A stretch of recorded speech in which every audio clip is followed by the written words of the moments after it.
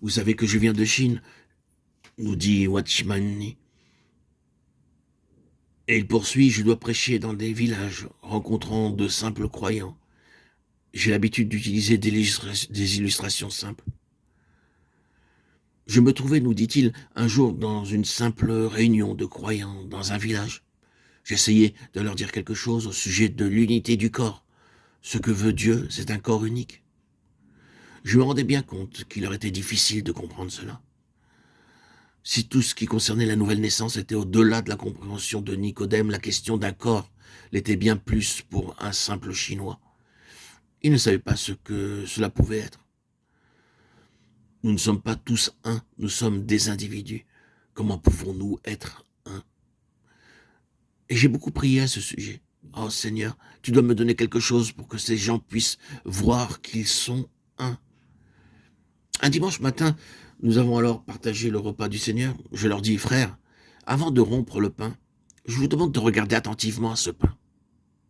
Ils ne savaient pas où je voulais en venir, mais ils regardaient tous très attentivement.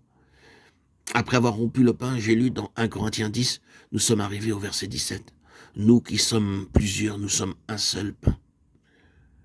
Alors j'ai dit, sommes-nous un pain? Ce pain est un seul, du moins, il était un. Mais est-il un maintenant? Il est encore un, seulement cet unique pain se trouve maintenant éparse en différentes portions. Alors si vous pouviez les mettre de nouveau ensemble, ils seraient de nouveau un, car ces morceaux font partie d'un seul pain. Vous ne pouvez pas dire qu'il y a deux pains. Vous pouvez le briser en 1000 morceaux, mais ce sera toujours un seul pain.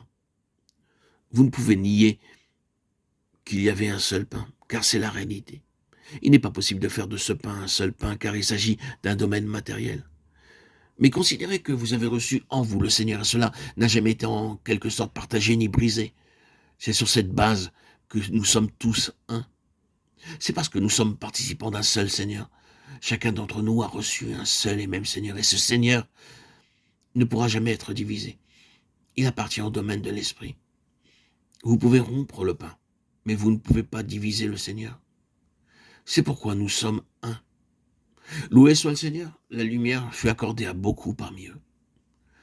Dieu n'est pas satisfait que nous soyons simplement des croyants individuels quand nous croyons au Seigneur en devenant participants de sa nature.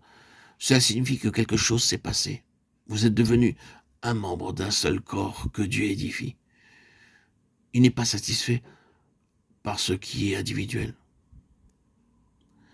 En abordant maintenant le domaine pratique, Dieu doit nous donner, dans un premier temps, la révélation, afin de pouvoir saisir ce qu'il désire. Mais qu'est-ce que je désire moi-même? Est-ce que je recherche des expériences spirituelles? Ou soi-disant pour moi-même? Est-ce que je cherche à faire des convertis pour mon organisation? Ou pour ma dénomination? Ou bien pour qu'ils soient sauvés et leur éviter l'enfer? Ou bien ai-je vu la vision de ce qui est céleste, de l'homme céleste? Et est-ce que je travaille pour parvenir à cette finalité? Oh, c'est quelque chose de tout à fait différent. Tout change, même la question de la délivrance du péché, de la sanctification et de la victoire. La finalité de ces choses n'est plus la même, elles deviennent partie d'un tout. Il ne s'agit pas seulement de la question de la doctrine du corps.